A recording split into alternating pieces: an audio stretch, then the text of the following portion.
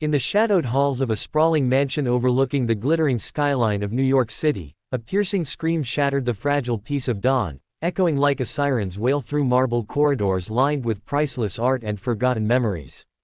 Little Emily Hargrove, the 7-year-old daughter of multimillionaire Alexander Hargrove, hurled her porcelain doll across the room, watching it splinter into 1,000 fragments against the antique wallpaper, her tiny face twisted in a storm of rage and unspoken grief.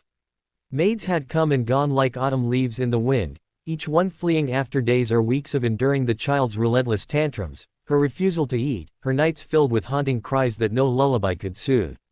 Alexander, buried in board meetings and empire building, could only watch helplessly as another resignation letter landed on his desk, the weight of his daughter's isolation pressing heavier on his soul with every departure. But on that fateful morning in early spring, as the first rays of sun pierced the gloom, a new figure stepped through the grand oak doors, a woman named Sophia, with calloused hands from years of hardship and eyes that held the quiet fire of someone who had stared down life's cruelties and refused to break. If you believe in the power of kindness and the beauty of second chances, hit that like button right now, drop a comment sharing your thoughts, share this story with someone who needs it, and don't forget to subscribe to Kindness Speaks for more tales that remind us of the human heart's resilience.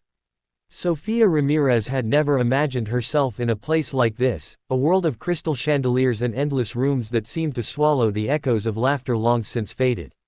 Born in a dusty border town in Mexico, she had crossed into the United States as a teenager, chasing dreams that often slipped through her fingers like sand. She had worked as a cleaner in dingy motels, a caregiver for the elderly in overcrowded nursing homes, and even a factory worker piecing together garments under fluorescent lights that buzzed like angry bees. Life had not been kind to Sophia. Her own daughter, lost to a sudden illness years ago, had left a void in her chest that no amount of hard work could fill. Yet, it was that very pain that drew her to this job advertisement, buried in the classifieds of a crumpled newspaper, the position of live-in maid for a challenging child in a millionaire's home.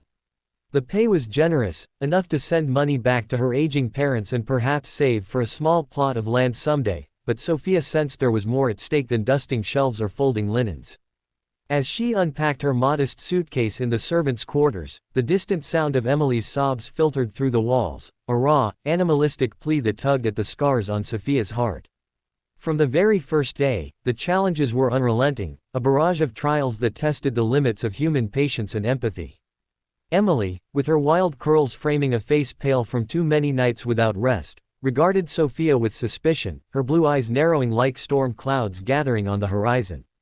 The child refused breakfast, knocking over the tray of oatmeal and fresh fruit with a defiant swipe of her arm, the contents splattering across the polished hardwood floor in a messy declaration of war. Sophia knelt to clean it without a word, her movements deliberate and calm, as if she were tending to a sacred ritual rather than mopping up chaos. Previous maids had scolded or pleaded, their voices rising in frustration until they cracked, but Sophia simply hummed a soft melody from her childhood, a lullaby her own mother had sung during long, hungry nights. Emily watched from the corner, her small body tensed like a coiled spring, waiting for the inevitable outburst that never came. Instead, Sophia prepared another meal, this time placing it on the low table in Emily's playroom, surrounded by the remnants of broken toys and abandoned coloring books, and then she sat quietly on the floor, folding laundry as if the rejection meant nothing at all. As days blurred into weeks, the mansion became a battlefield of silent struggles, where every interaction carried the weight of unspoken histories. Alexander, a towering man with sharp features softened only by the perpetual shadow of exhaustion under his eyes, observed from afar during his brief moments at home. He had built his fortune in tech startups, turning innovative ideas into billions, but the empire came at the cost of his marriage and, ultimately, his wife's life in a tragic car accident 2 years prior. Emily had been in the backseat that rainy night, emerging physically unscathed but emotionally shattered, her world crumbling like the twisted metal of the vehicle. The child blamed herself in ways she couldn't articulate, her tantrums a shield against the guilt that gnawed at her insides. Maids before Sophia had tried structure, strict schedules, rewards and punishments, but Emily rebelled harder, locking herself in rooms or screaming until her throat was raw. Sophia, however, approached it differently. She didn't impose order but invited connection through small, persistent acts of presence. One evening, as twilight painted the sky in hues of purple and gold, Sophia found Emily curled up in the garden gazebo, shivering in the cool air without a coat. Instead of dragging her inside, Sophia draped her own worn shawl over the girl's shoulders and sat beside her, pointing out constellations emerging in the darkening sky, naming them in a mix of English and Spanish that flowed like a gentle river. The turning point began subtly, like the first crack in a dam holding back a torrent of emotions. Emily's nights were the worst, plagued by nightmares that replayed the accident in vivid, terrifying detail, the screech of tires, the shatter of glass, the silence that followed. Previous caregivers had administered prescribed sedatives or simply closed the door to muffle the cries, but Sophia couldn't bear it. On her third night, when the screams started just past midnight, Sophia entered the room without hesitation, her bare feet patting softly on the carpet. She didn't turn on the lights or demand silence. Instead, she climbed onto the edge of the massive four-poster bed and began to stroke Emily's hair, whispering stories of her own lost daughter, not in pity, but in shared vulnerability. Emily thrashed at first, her small fists pounding against Sophia's arms, but gradually, the resistance ebbed, replaced by heaving sobs that soaked the pillow. Sophia stayed until dawn, her back aching from the awkward position, but her resolve unbroken.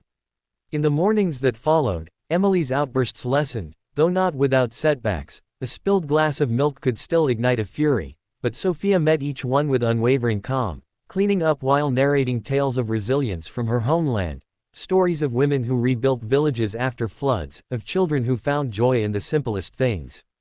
Yet, the path was far from smooth, riddled with moments that pushed Sophia to her breaking point, forcing her to confront her own buried grief. One afternoon, during a rare outing to the city park arranged by Alexander in a bid to normalize their lives, Emily bolted from Sophia's side, darting into the crowded paths amid honking taxis and bustling pedestrians. Panic surged through Sophia like ice water, her heart pounding as she chased the girl, visions of her own daughter's final moments flashing before her eyes: the hospital bed, the beeping machines, the irreversible goodbye.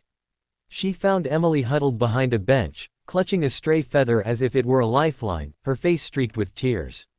Kneeling down, Sophia enveloped her in a hug, not scolding but simply holding on, their breaths sinking in the chaos of the world around them. It was in that embrace that Emily whispered her first real words to Sophia, a confession of the guilt she carried, believing her mother's death was punishment for some childish misdeed. Sophia's eyes welled with tears she hadn't shed in years, and she shared her own story fully then, under the shade of ancient oaks, weaving their pains together into a tapestry of mutual understanding. As spring gave way to the warmth of summer, subtle changes rippled through the Hargrove household, transforming the once cold mansion into a place where healing began to take root. Alexander noticed the shifts during his increasingly frequent dinners at home, Emily eating small bites without protest, her laughter occasionally bubbling up like a forgotten spring. He found himself lingering in doorways, watching Sophia read bedtime stories with animated gestures, her voice rising and falling like waves on a shore. Sophia's methods were unorthodox. She incorporated elements of her culture, teaching Emily simple Spanish phrases through games, baking traditional empanadas in the state-of-the-art kitchen that had rarely seen use beyond reheating takeout. These acts weren't just chores but bridges, connecting Emily to a world beyond her isolation. Yet, challenges persisted. Alexander's business demands pulled him away for weeks at a time, leaving Sophia to navigate Emily's regressions alone, like the day the girl destroyed a family photo album in a fit of anger, scattering pictures of her mother across the floor. Sophia spent hours piecing them back together, not with glue but with stories she coaxed from Emily, turning the wreckage into a shared ritual of remembrance. The suspense built toward a crescendo one stormy autumn evening, when the impossible seemed within reach yet threatened to slip away forever. Alexander had returned from a grueling overseas trip, his face etched with lines of fatigue, only to find Emily in the throes of her worst episode yet, a feverish delirium triggered by a sudden illness that mirrored the symptoms her mother had exhibited before the accident. Doctors were called, medications administered, but Emily's fear amplified the sickness, her body racked with convulsions of terror as much as ailment. Previous maids would have deferred to professionals and stepped back, but Sophia refused to leave the bedside, drawing on her experiences caring for the ill in her past jobs. She bathed Emily's forehead with cool cloths infused with lavender from the garden she had begun tending, sang ancient folk songs to drown out the thunder rumbling outside, and held the child's hand through the long, feverish hours. Alexander paced the hallway, his empire feeling insignificant against the fragility of his daughter's life, until Sophia emerged at dawn, her eyes red-rimmed but triumphant. Emily's fever had broken, and for the first time, the girl had called out for Sophia in her sleep, not as a maid, but as a beacon in the dark. In the weeks that followed, the bond solidified into something unbreakable, a family forged not by blood but by choice and compassion. Emily began to thrive, her tantrums fading into rare echoes, replaced by curiosity and affection. She helped Sophia in the kitchen, her small hands kneading dough with glee, and even convinced Alexander to join them for picnics in the garden, where laughter replaced the silence that had once dominated. Sophia, in turn, found her own wounds healing. The mansion no longer felt like a job but a home, where her daughter's memory lived on through the love she poured into Emily. Alexander, moved by the transformation, offered Sophia a permanent position not as a maid, but as a guardian and companion, his gratitude manifesting in ways beyond money, sponsoring her family's visas, funding community programs in her honor. The impossible had been achieved, a heart mended, a family reborn, all through the quiet power of unwavering kindness in the face of despair. As the story of Emily and Sophia draws to a close, leaving us with the warmth of hope and the reminder that even the most broken souls can find light in unexpected places, I have to ask, if this tale has touched your heart, stirred emotions you didn't expect, or reminded you of the miracles kindness can create, please show it some love. Like this video, leave a comment below sharing how it made you feel, share it with friends who need a lift, and subscribe to Kindness Speaks for more stories that celebrate the human spirit. Before we end, I'd love for you to comment this line below: kindness changes everything.